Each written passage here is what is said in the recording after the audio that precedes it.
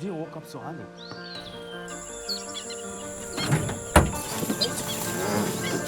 Hurry up, get everything ready.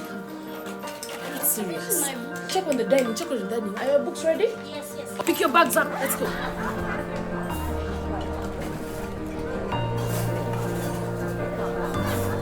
So how about this? I like that.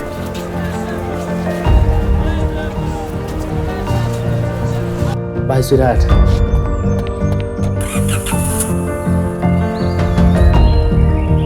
Don't worry, he'll be back. That's why he's always going. Well, today he's going to help build a dam. Why? So the dam can create electricity and Mrs. Mugisha's children can do their homework at night. Wow, Daddy does all that? What else does he do? He's helping to build a highway. No way. Now, Mr. Pio can transport watermelons and earn money for his children's school fees. Daddy helps people create new homes and grow their businesses. But I thought Daddy was a banker. Yes, he is. He works at Stanbic Bank. For us, improving lives is why we do what we do, because a better tomorrow starts now. Stanbic Bank, moving forward.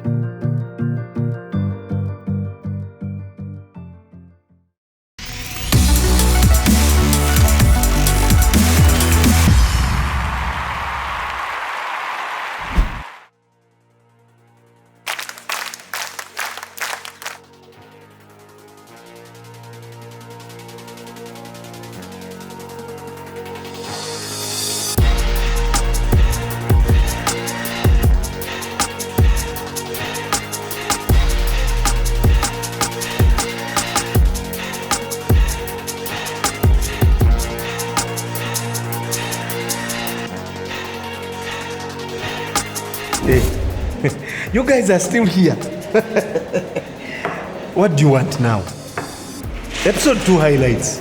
Again? Kale, you watch them.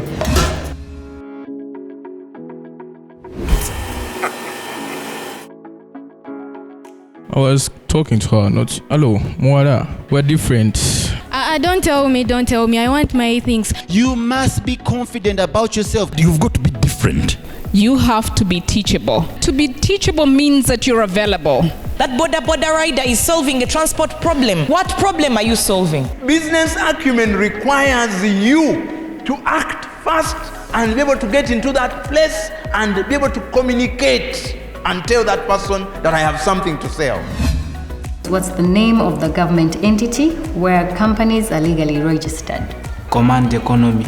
Then objectives. The Uganda Cooperative Society. Pass. Uganda Revenue Authority.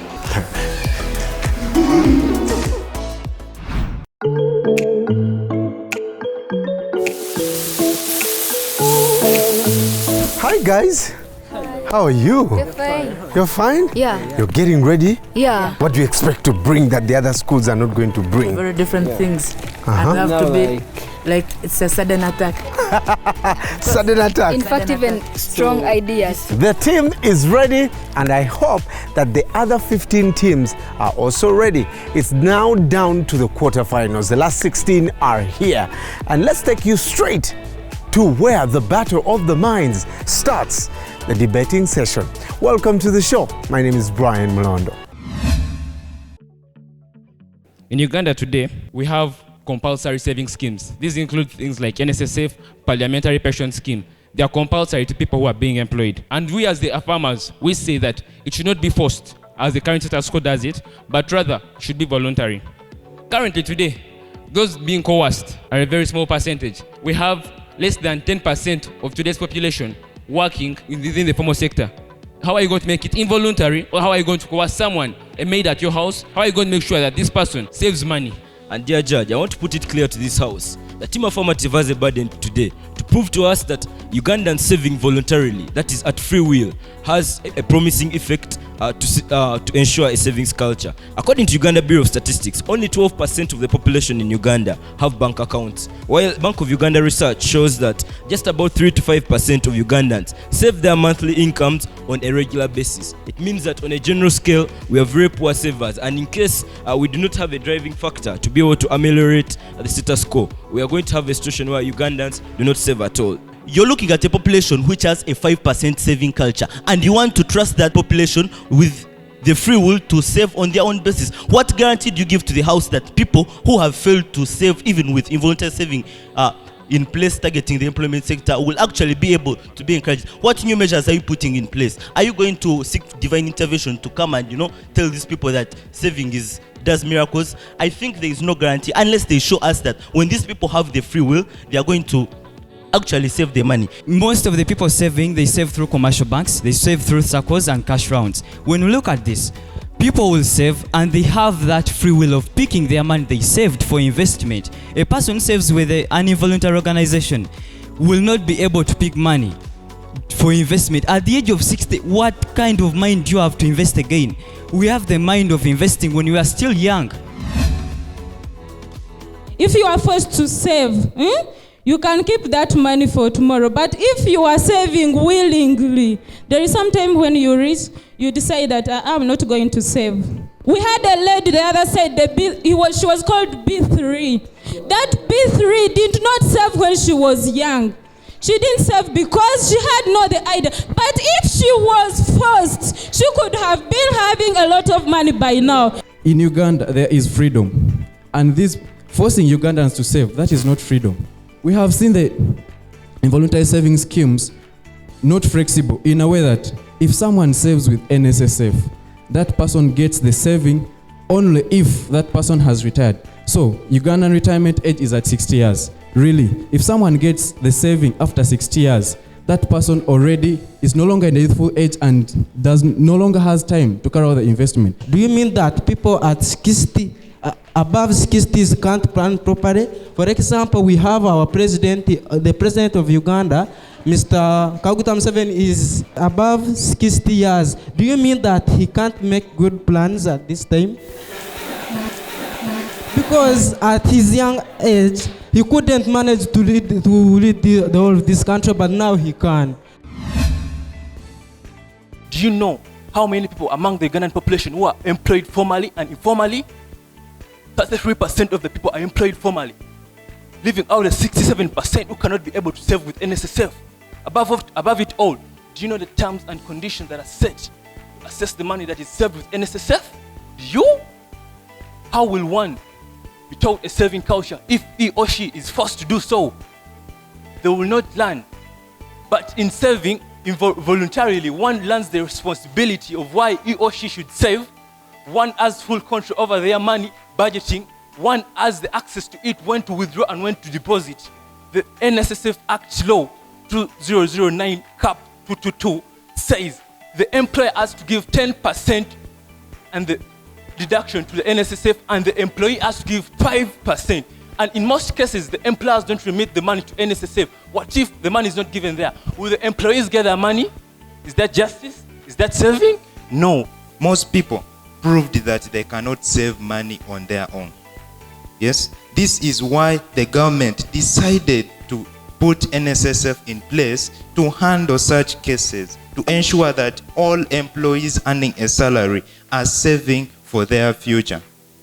Also, the third speaker on the affirmative side said that they should promote voluntary saving. How? Through sensitization. Isn't that what we are suggesting? Thank you very much for agreeing with us. We did not oppose with sensitizing, because sensitizing is the only way to go. We shall sensitize the people on voluntary saving, and they also know it. Voluntary saving is important. They know it, and some of them are doing it. Tell me, any of them who's saving with NSSF right now? Tell me, are you saving with NSSF right now? No. And you only have to save with NSSF at times when you're a former employee. Will a Bodabodaman save with NSSF? Will a Chapati Flyer save with NSSF? No. I'm a student, but I don't save with NSSF. I have savings. Why? Because I do it voluntarily. Won't I have a better future? I will. According to research, it says that only 16% of adults are doing all that, practicing voluntary savings. And the rest, they do not know, or they are just being forced to save. People will understand better as to why they're saving. If people do this out of their willingness, our dear judges and the House at large. Voluntary saving has been there ever since. But have we achieved the saving culture? Currently, Uganda is one of the countries with the lowest savings culture in the world, yet majority of Ugandans have voluntary savings. an analysis made by the French ambassador to Uganda, Stéphane Revol. Does she lie to Ugandans? Does she lie to the whole Africa? Some people, most of people right now are dying at the age of 45 years. And because of this, when you reach 60, now the number of people reaching 60 right now is very low. And most of people are not benefiting from a saving that is involuntary. Gentlemen, do you know the percentage of the population of Uganda is saving voluntarily? We talked of it at 16%. And the rest? Now, of course, when you deduct 16% from 100%, it will give you that percentage of people who are saving involuntarily.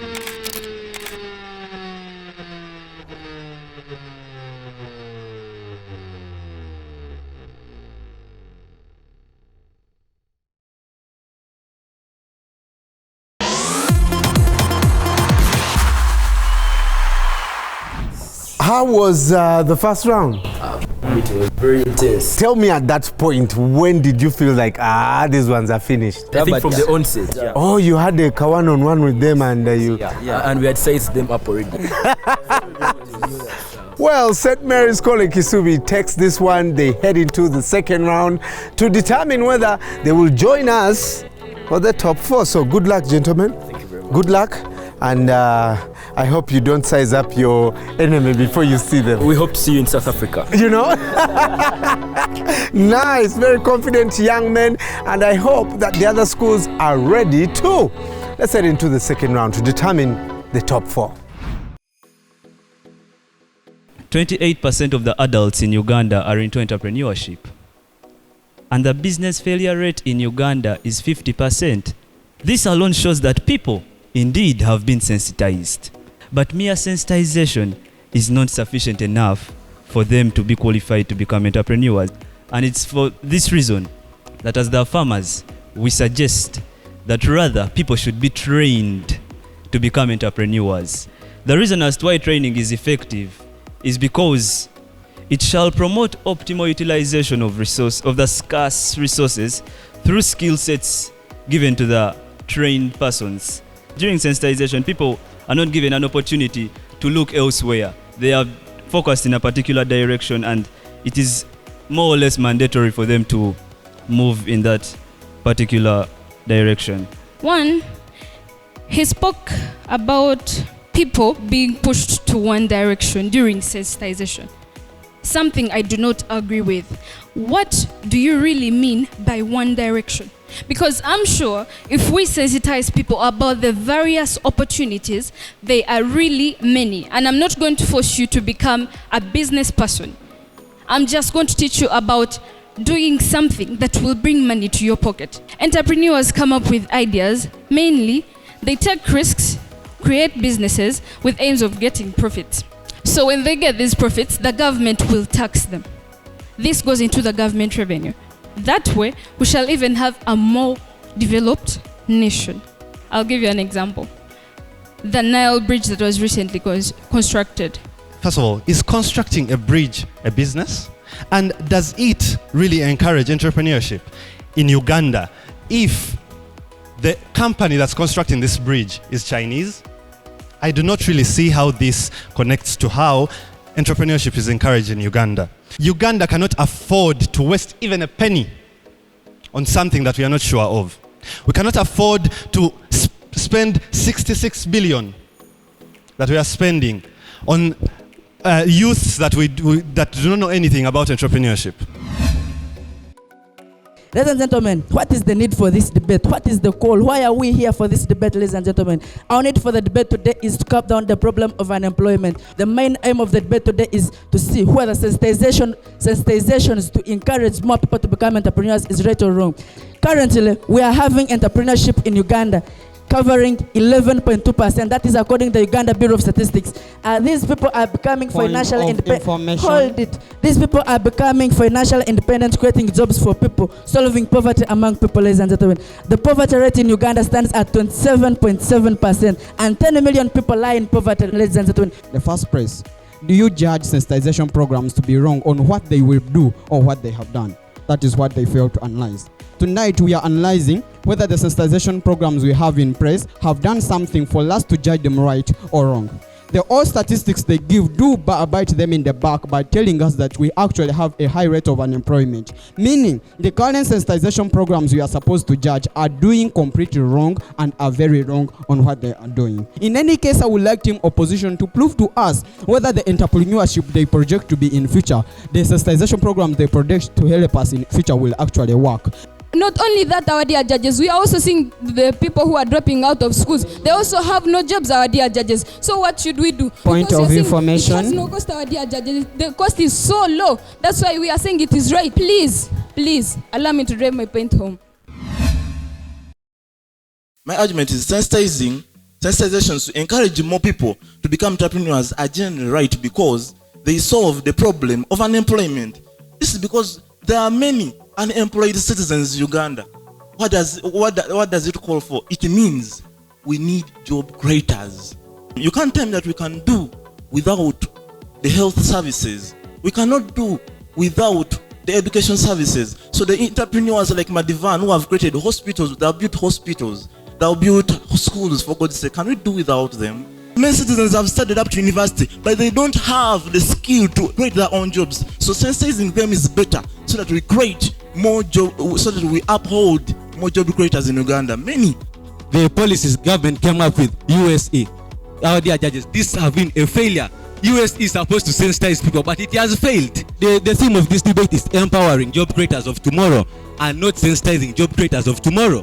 Our dear judges, you can see that. Sensitization, does it solve the problem of unemployment, our dear judges? Telling someone that go and start an enterprise without show him the way that to sustain this enterprise, to create more unemployment opportunity, to create more employment opportunities, you need to do this, you need to do this. Sensitization doesn't do that. We call for empowerment. Sensitization builds job-creating minds rather than job-seeking minds. Like here, Stanbic Bank is trying to do this so that we won't depend on government-provided jobs, but create our own jobs. 80% of the rich people in Uganda are entrepreneurs. That is because they were sensitized on what to do. It is not only sensitization that creates employment opportunity, but if you add it practical plus implemented, that's when the employment opportunities will come. You stated that sensitization is to create awareness. But if they're just aware, I just know that it is there, but I don't know how to do it, how to get it, how to make it. That is what they're saying. She also came and tried to deceive me that 80% of the rich people, 80% are rich. That's what she's saying. But according to the statistics, it says 83% are unemployed. So those 80% are unemployed and rich, right? This is painful. So next time, answer our questions in a way that we can understand.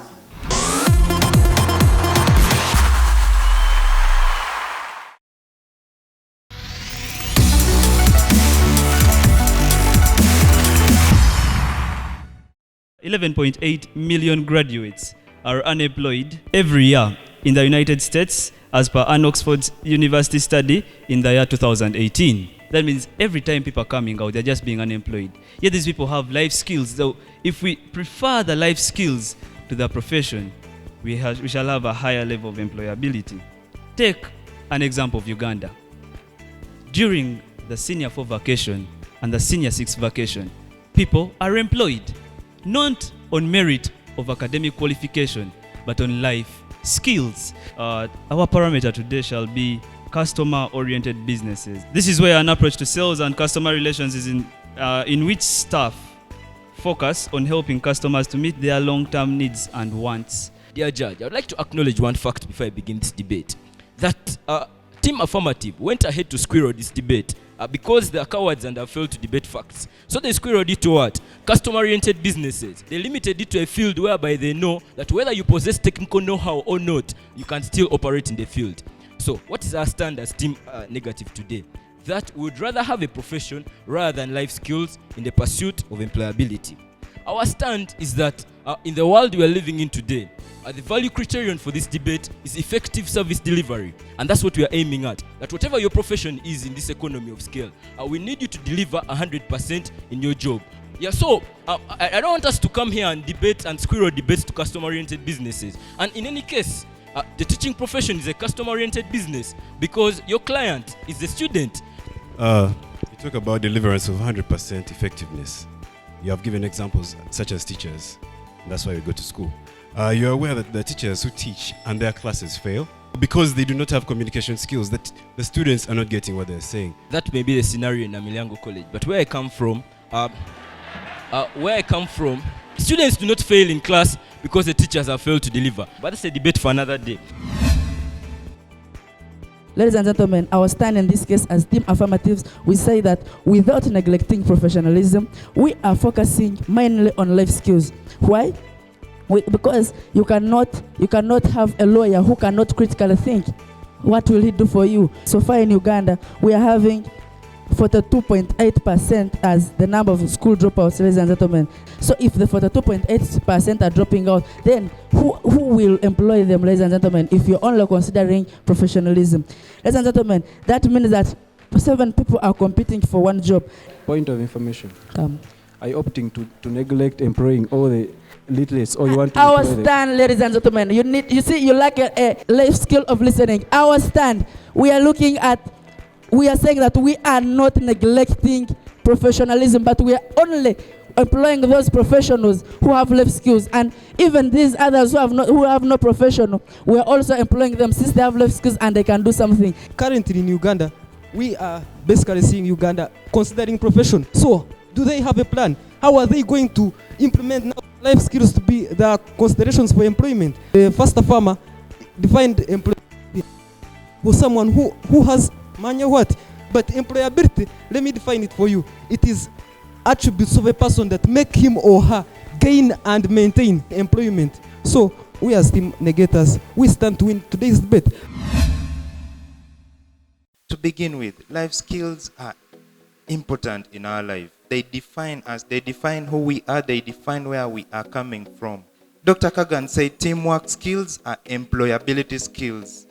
This is to prove to us that if someone has life skills, then he is liable to be employed. They said a person with the life skills is viable to employment. Do you want to mean the doctors have to have life skills to be employed? That's why we're in school. We are here to get the professionals. If I really knew that at the end of the day they will consider my life skill, would I be in school? I will not go to an office and say, you know what, I need a job, I'm good at singing. Singing will not help me. Uganda now currently is employing people of professions more than life skills. But then, yeah, that is true. But it is why we are producing job seekers. When you talk of critical thinking, you may find a professional, he has got papers, he has got all the things he needs, but because he can't think critically, he will not make it in life. Ladies and gentlemen, when you are writing your CV, you do not write that I know how to dress up smartly, because that is a life skill. I know how to cook. You write that I attended ABC schools and these are the qualifications I got. They brought out their status quo as being that currently in Uganda there are more use of life skills than professionalism, dear ladies and gentlemen. But then we came here and posed for them a question. Can you give us a statistic to prove that there are more people in life skills than that? That's why we have come out in our status quo and told them that currently in Uganda, employment is based on professionalism. Why? Because we want better service, because we want people to specialize so that their skills come after your professionalism, dear ladies and gentlemen in the house. So in the Eastern region, Holy Cross representing the negative team were definitely the winners of that debate. Congratulations to you. In Northern region, St. Mary's College, Aboke, won that debate.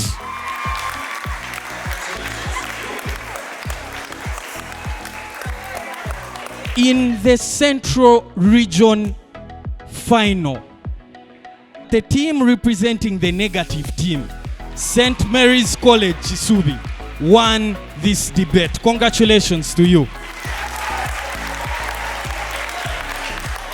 The Stanbic Western Regional Debate champion is Nyakasura School, ladies and gentlemen. Congratulations. The top 4 are finally in. Ladies and gentlemen, the people that will be at the grand finale: St. Mary's College, Kisubi, Nyakasura School, St. Mary's Aboke, and Holy Cross, Lake Victoria. But before they get to the finals, they have one final task to succumb to, and that is the business presentation. That will happen on the next episode of the Stanbic UG Champion. Of course, follow all the conversations on our handles at Stanbic UG Champion. My name is Brian Mlondo. Keep moving forward. Where is the bank slip? Where is this bank slip? Mommy, the bank slip is right here. Thank you. Go down! Take me to the bank. I don't want the school fees line to delay me. Mama, hold on tight. Where is this man taking me? It's only 1,000, Mama. Sevo, are you okay? Yabuto Papa. Wherever you see a sign for Stanbic Bank agent like that one, it's like being right inside the bank. You can pay school fees, you can deposit money on your account, and even withdraw. Your water and electricity, all your bills can be paid right there. When you next need to do some banking, there's no need to look far. Stanbic Bank, agent banking, we're nearby. Stanbic Bank, moving forward. Stanbic Bank is regulated by the Bank of Uganda.